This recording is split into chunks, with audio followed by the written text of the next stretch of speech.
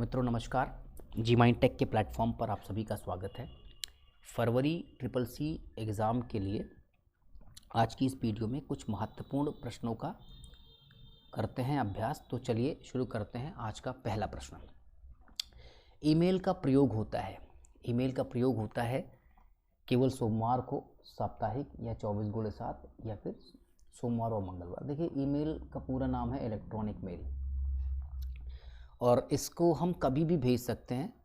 वो कोई दिन या कोई सप्ताह वगैरह इसके लिए फिक्स नहीं होता। तो इसका जो करेक्ट आंसर है वो हो जाएगा 24x7। अगला क्वेश्चन है, लिब्रे ऑफिस में अधिकतम 100% जूम किया जा सकता है। देखिए लिब्रे ऑफिस का कोई भी प्रोग्राम हो, चाहे वो राइटर हो या फिर कैल्क हो या फिर इम्प्रेस हो, तो उसमें अधिकतम जूम सबका अलग अलग है। तो ये वाला स्टेटमेंट इसका हो जाएगा फॉल्स। याद कर लीजिएगा, जो राइटर वाला प्रोग्राम है राइटर, तो राइटर में आप अधिकतम जूम करते हो 600%। और आप कैल्क अगर यूज करते हो तो कैल्क में आपकी जो जूमिंग है वो 400% की है। और लिब्रे ऑफिस इम्प्रेस का अगर आप उपयोग कर रहे हो तो इसमें जो जूमिंग है वो है 3000% की। इनको लेकर के ट्रिपल सी में बहुत बार क्वेश्चन पूछा जाता है, तो ये कुछ फैक्ट है, इनको याद कर लीजिएगा। चलते अगले क्वेश्चन में। पिन का विस्तृत रूप क्या होता है? Permanent identification number, personal identification number, permanent information number या फिर नन ऑफ द एबव। तो देखिए पिन का जो पूरा नाम होता है वो होता है पर्सनल आइडेंटिफिकेशन नंबर। अगले क्वेश्चन की तरफ चलते हैं। डेबिट कार्ड में पिन कितने डिजिट का होता है? देखिए जो आपका एटीएम या डेबिट कार्ड होता है उसमें आप पिन बनाते हो तो वो पिन कितने नंबर का होता है? पिन होता है 4 नंबर का। आईएफएससी कोड में कितने डिजिट होते हैं? 12 होते हैं, 11 होते हैं, 14 होते हैं, 10 होते हैं। तो इसका जो सही आंसर है वो याद कर लीजिएगा, 11 डिजिट का होता है। इंडियन फाइनेंशियल सिस्टम कोड बोलते हैं इसको, तो इसको याद रखिएगा 11 डिजिट का होता है। निम्नलिखित में से कौन सा फॉर्मूला सही है? देखिए यहाँ पे जो लिखे गए हैं ये स्प्रेडशीट के फंक्शंस हैं, तो इसमें से पूछा जा रहा है कि कौन सा इसमें सही है। तो सही का जो तरीका है वो ये वाला है, ये वाला है, ये वाला, ये वाला। तो देखिए इसका जो सही आंसर है वो ए वाला हो जाएगा। एक्सेल में या लिब्रे ऑफिस कैल्क में, जिसको हम दोनों को ही स्प्रेडशीट के नाम से जानते हैं, जब आप कोई फंक्शन लिखते हो तो पहले वो इक्वल निशान के साथ शुरू होता है, आप ब्रैकेट खोलते हो और यहाँ पर सेल रेंज लिखी जाती है। तो रेंज लिखने का जो तरीका है, जैसे अगर आपको A1 से लेकर के A4 की वैल्यू जोड़नी है तो A1 लिखना होगा और फिर A4 लिखना होगा। इसको हम A1 से A4 पढ़ते हैं, इसको हम रेंज के नाम से जानते हैं। और ये जो निशान यहाँ पे अनुपात वाला दिखाई पड़ रहा है, रेशियो वाला निशान दिखाई पड़ रहा है, इसको हम ऑपरेटर के नाम से जानते हैं, इसको रेंज ऑपरेटर कहा जाता है। तो इस तरह से इसका सही आंसर ए हो जाएगा। चलते हैं अगले क्वेश्चन की तरफ। ये मैसेंजर किसका प्रोडक्ट है? गूगल का, फेसबुक का, माइक्रोसॉफ्ट का या इनमें से किसी का नहीं? तो देखिए मैसेंजर के थ्रू आप इंस्टेंट मैसेजिंग कर सकते हैं, रियल टाइम पर आप चैट कर सकते हैं, और ये जो होता है ये फेसबुक का प्रोडक्ट है।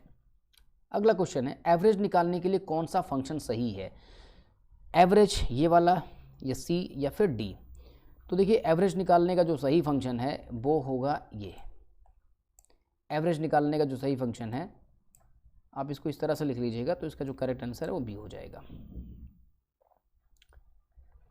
रुपए कार्ड किसके द्वारा विकसित किया गया है? तो रुपए कार्ड आरबीआई द्वारा विकसित किया गया है, या यूआईडीएआई के थ्रू, या फिर एनपीसीआई, या इनमें से कोई नहीं। तो रुपए कार्ड को डेवलप किया है एनपीसीआई ने, national payment corporation of India ने इसको बनाया हुआ है।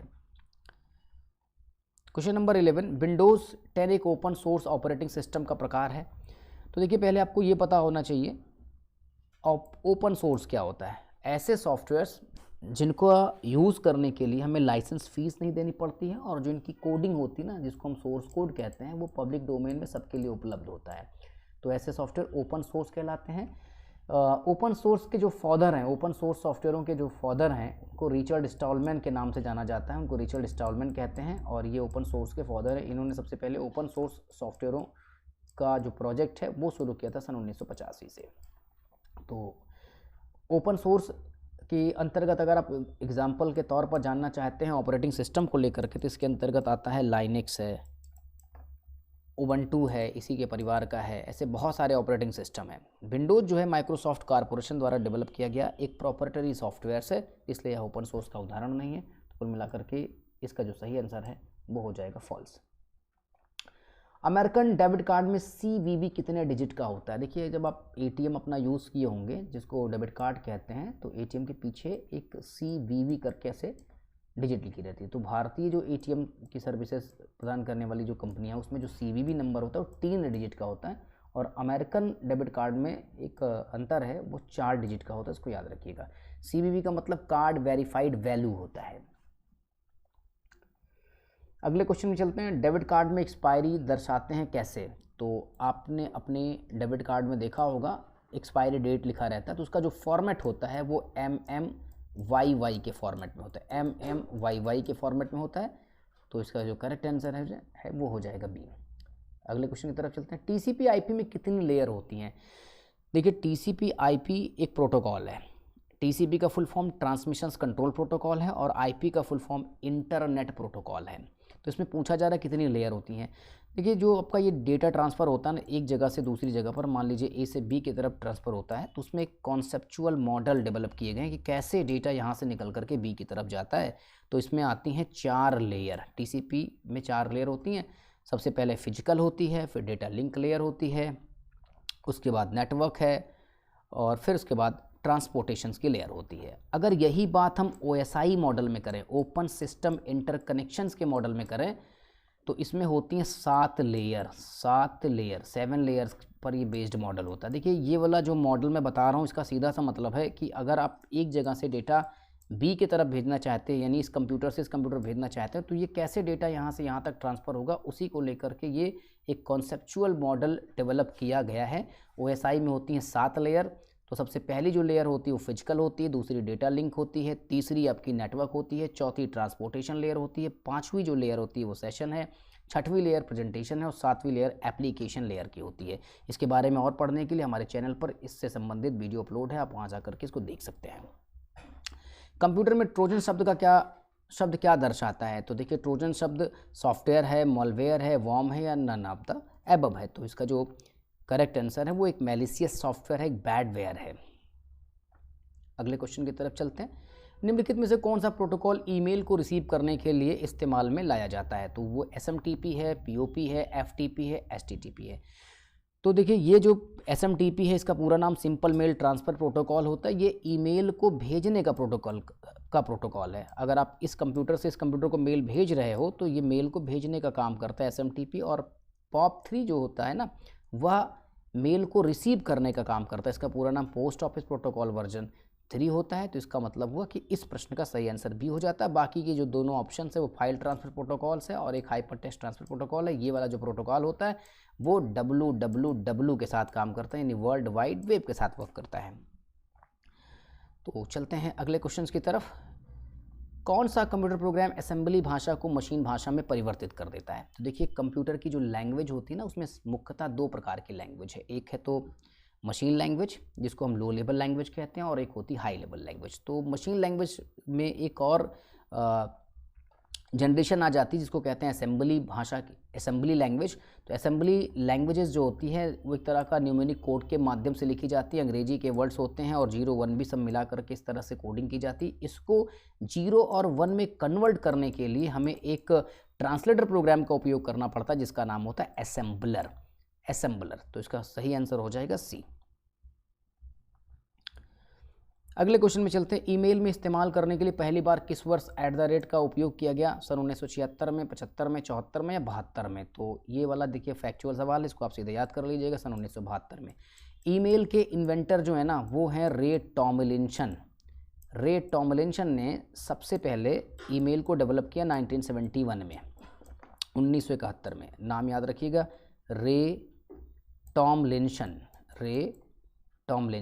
ये है। आपको मालूम होगा 1969 में जब इंटरनेट के लिए पहला नेटवर्क बना ARPANET, ARPANET, इसका फुल फॉर्म CCC में बहुत बार पूछा गया, advance research project agency network. तो इसी नेटवर्क पर ईमेल सिस्टम को भी टेस्ट किया गया था कि कैसे एक कंप्यूटर से दूसरे कंप्यूटर पर मैसेज भेज पाएंगे। आपको पता होगा ईमेल एड्रेस में 2 हिस्से होते हैं, एक होता है यूजर का नाम और दूसरा होता है डोमेन नेम। ये डोमेन और यूजर सेपरेट होती हैं @ के सिंबल के थ्रू। तो डोमेन का मतलब जैसे मान लीजिए कि मेरी ईमेल है हैरी harry9452@gmail.com। तो harry9452 ये जो आगे का एड्रेस है ये हो जाएगा यूज़र नेम, और इसको अलग करेंगे हम @से gmail.com के साथ।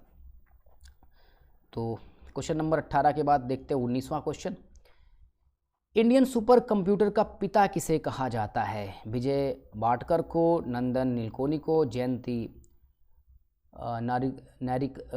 नारिलकर को, या इनमें से किसी को नहीं? तो देखिए, इंडियन सुपर कंप्यूटर के जो पिता हैं वो विजय भाटकर हैं, इनका नाम याद रखिएगा। इन्हें इंडियन सुपर कंप्यूटर का पिता कहा जाता है। भारत की तरफ से सबसे पहला जो सुपर कंप्यूटर बना था उसका नाम था परम। परम, PRAM। परम का मतलब है पैरेलल मशीन। क्वेश्चन नंबर 20 देखते हैं। कौन सा ऑपरेशन कंप्यूटर के द्वारा परफॉर्म नहीं किया जाता है?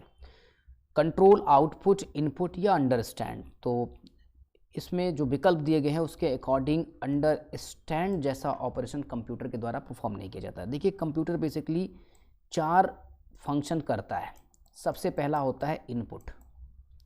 इनपुट का काम, इनपुट का मतलब क्या हुआ कि जो डेटा होता है ना और इंस्ट्रक्शंस कंप्यूटर में एंटर्ड किया जाता है कीबोर्ड, माउस, इनके मदद से।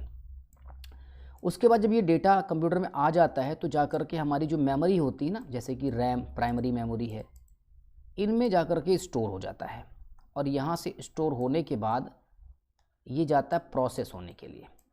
प्रोसेस होगा प्रोसेसिंग यूनिट में, और जब प्रोसेस ख़त्म हो जाएगी तब ये आउटपुट दिखाने के लिए आउटपुट यूनिट की तरफ चला जाता है। यानी कुल मिलाकर के 4 काम: इनपुट करना, इसको स्टोर करना, फिर प्रोसेस करना, फिर आउटपुट दिखाना। तो इस प्रकार से ऊपर के 3 विकल्प तो सही हैं, अंडरस्टैंड का काम यहाँ पे ये नहीं करता है। बस आज के लिए इतना ही। आगे की वीडियोस को देखने के लिए आप चैनल को सब्सक्राइब कर दीजिएगा, कमेंट करके बताइएगा कि ये कैसा आपको लगा, और लाइक कर दीजिएगा। That's all, thank you.